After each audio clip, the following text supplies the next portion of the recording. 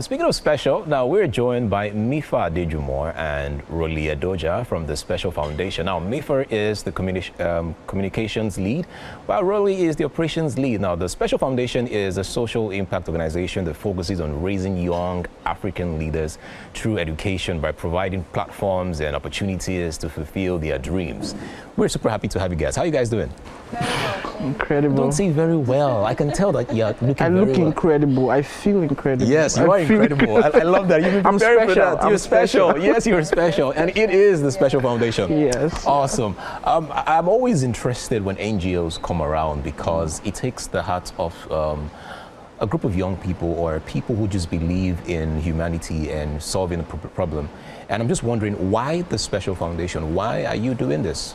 We're doing this to cause a change, and we see, a large gap in the educational sector. All right. And then the Special Foundation came together by a group of seasoned professionals that saw that gap, identified the problem, and wanted to be the solution.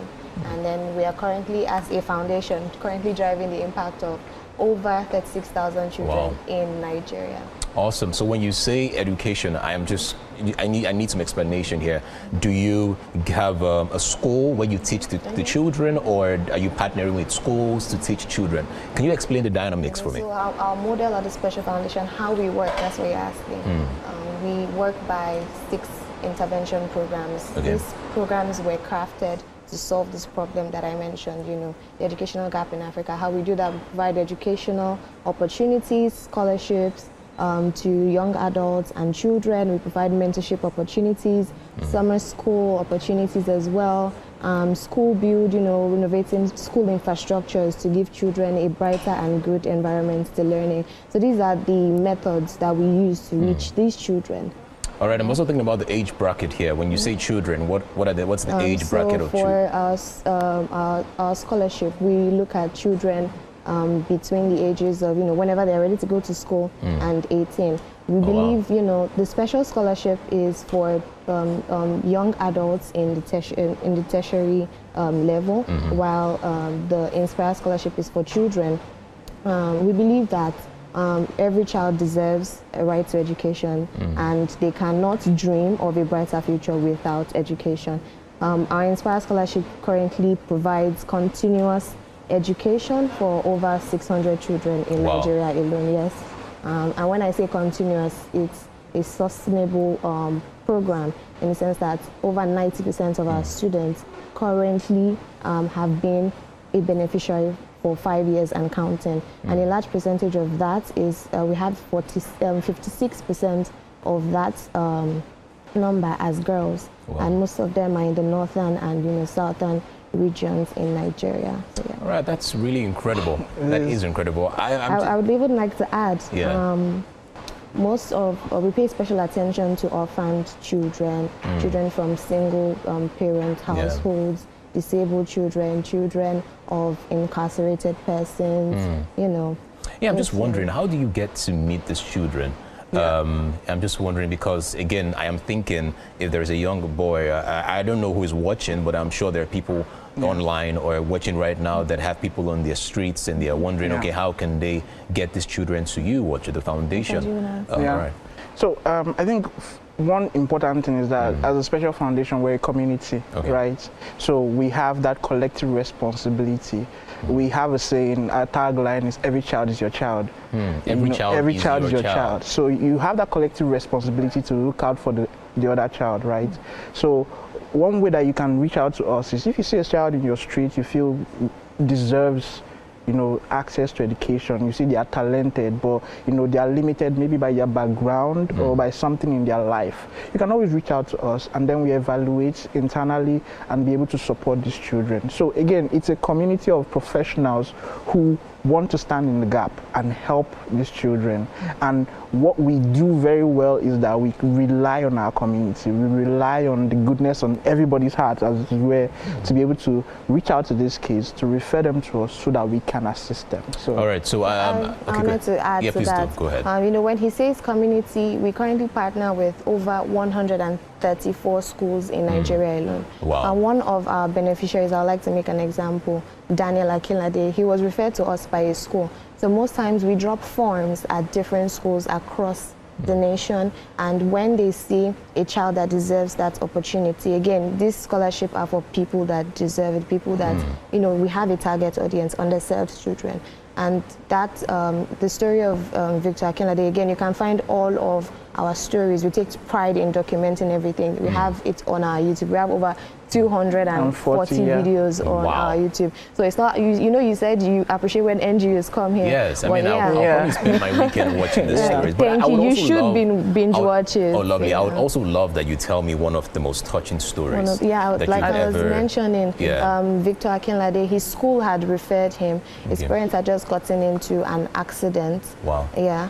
That left the father without a job, the mother without a job. And Daniel was such an inspiring child, aspiring to be a pilot. How old was Daniel at the time? He was at, I think, 6. Yeah, wow. 6. Yeah, he was 6.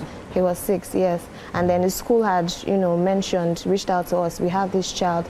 He's always taking first. He's always the first to come to school, you know. He has that burn, that energy, that hunger for education. And, you know, we reached out to him and we gave him the scholarship. When we went to visit, because another thing we do at the foundation is we try to go into those areas, visit them, know where they stay, hear their stories, and then document them.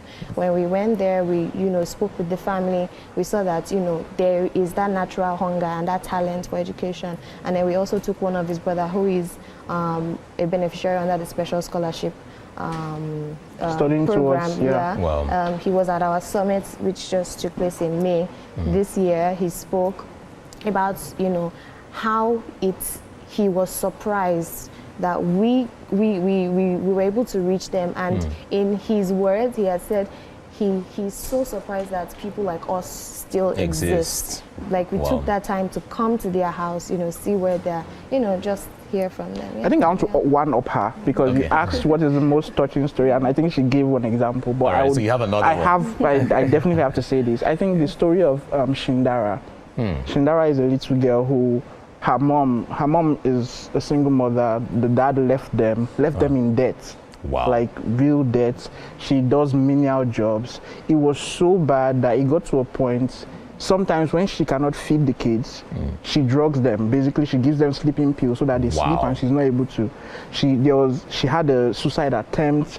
You know, at the point in time she was working in a factory. She collapsed. They had to call her son, who was just about 11 or 9, and he had to come back because there was nobody else to.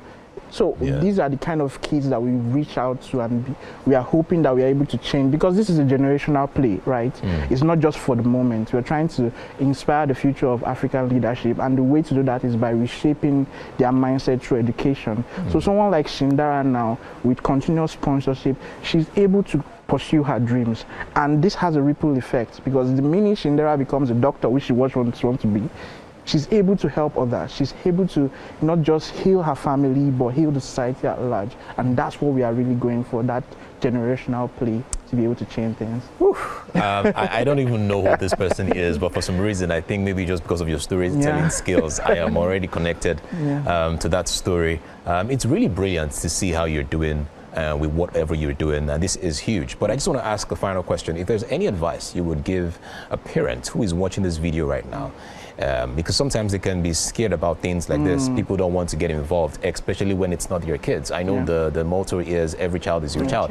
But I'm just saying, if there's any advice you can give to parents who are watching this video right now and you want them to make that decision to help a child, what is that advice you would give?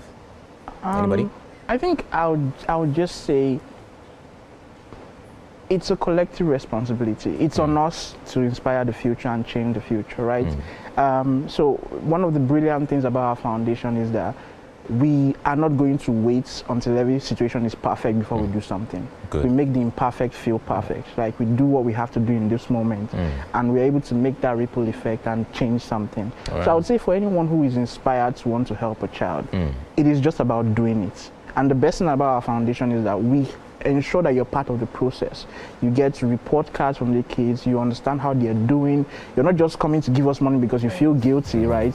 You're able to be inspired by what we're doing. We have also programs where you can come and see what these kids are doing. For example, our summer school is coming up in August, starts August and ends in September, and we are looking to reach over 12,000 kids in 8 states with 14 centers, right? Wow. So that's those incredible. kind of things, you can volunteer, you can come and see how these kids are inspired by the little you feel like you're giving, and that way you see that you're making a difference in the life of these children. It doesn't, because again, it can be something you can be dissociated from, because you just feel like you're giving money, but we want you to be part of the process. We want you to understand that that is incredible. That is really incredible.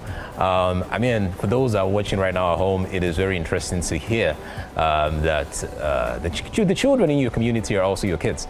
You should take responsibility and reach out, especially for those of them that are lurking around and do not have proper education. Yeah. First of all, I just want to thank you for giving this special presentation, this special foundation. Thank you very much. Thank you also for the special smile. By the way, you actually have a special I think we smile. also have something for you. Nice. Awesome. We You have wanted something to for give you a TVC. gift. Wake Up Nigeria. Oh, this is a From the special Special gift. Special gift It's a from the special Special gift. Foundation. Wow, thank you so much, Special Foundation. We This would is also like to invite you to our special summer school. I know you from somewhere, but do you Jesus Christ. You want? She mentioned that you do a lot of impersonations. Lovely. So We'll talk about that. So you can come and inspire our Don't worry, we'll talk about that. We'll talk about that. School, I'll be there. I guarantee. All right. The show continues, guys. Thank you so much, the Special Foundation, for this one.